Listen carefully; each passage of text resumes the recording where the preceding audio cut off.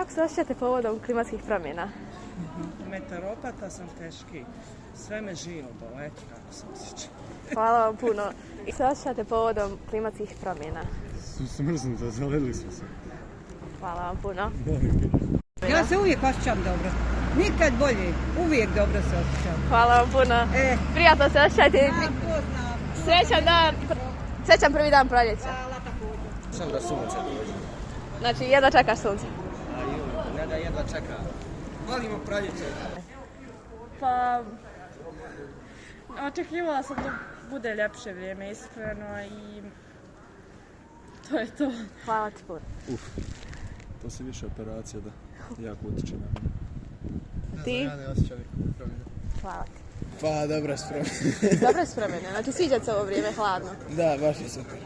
Pa dobro, sviđa. Malo da se raslavi. Hvala. Koji je vaš komentar na klimatske promjene? Osjećaš? Može, sačuvaj. Pa dobro. Hvala. Super, malo je hladnjikavo, dobro. Znači ne osjeća se kao da je proljeće. Ne, Hvala ti puno. ništa. Da li se osjećate kao da je proljeće? Ne, uopšte. Ne sviđa vam se? Ne.